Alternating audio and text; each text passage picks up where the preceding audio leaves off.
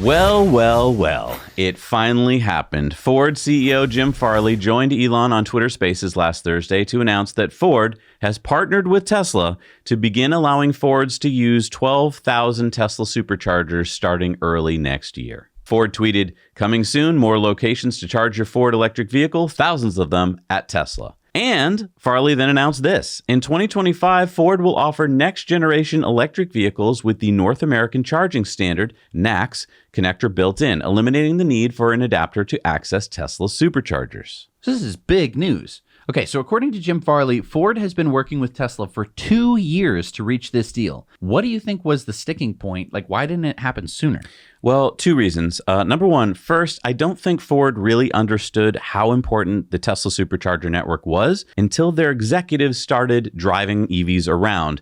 Farley admitted that his own kids asked him why they couldn't charge at Tesla's superchargers during a family road trip when they had to use those DC fast chargers that are behind restaurants and stuff instead. And number two, I think Tesla wanted Ford owners to have to use the Tesla app.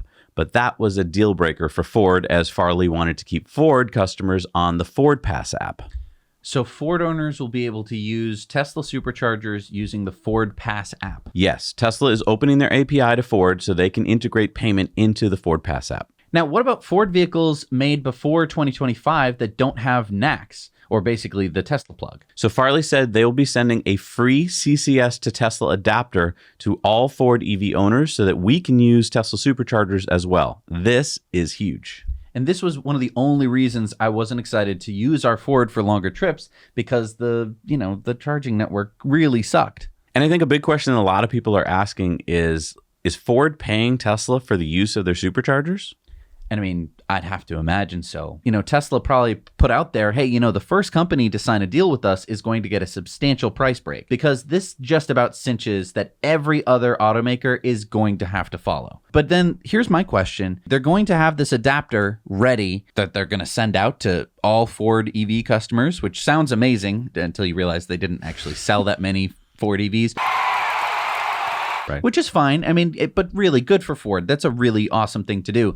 But this means that Tesla doesn't have to do Magic Dock, which would have been expensive, right? Ford is footing the bill for an adapter for people like us who bought a Ford F-150 Lightning. And then in 2025, Ford vehicles are going to have Tesla plug. Yeah, Farley talked about this on CNBC. He kind of used Elon's own words. He said the CCS standard, even though it's cool and all, he said it was designed by a committee, which is Elon has said many times. I mean, it's not as good a format as NACS. It's not as small. It's not as robust. If you drop it, it's more likely to break. But my question is, in their announcement, Ford said that they already have 10,000 DC fast chargers on their network. And I was like, well, I know they're not Ford chargers, but like, what other networks add up to 10,000 fast chargers?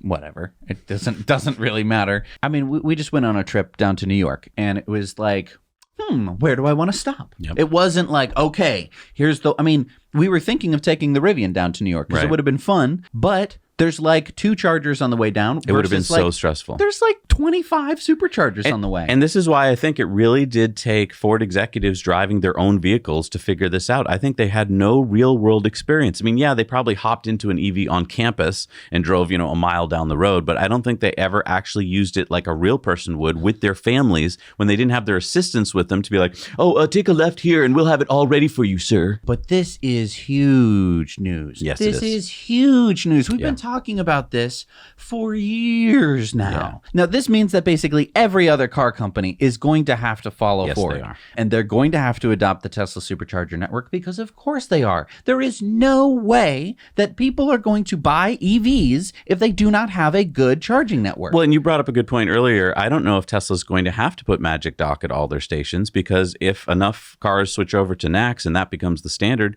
then CCS will just kind of disappear like VHS. Hey everybody, thanks so much for watching Now You Know Clips. You can watch full episodes of Tesla Time News on Tuesdays and in-depths on Fridays. Just click the link down below and head over to the Now You Know channel.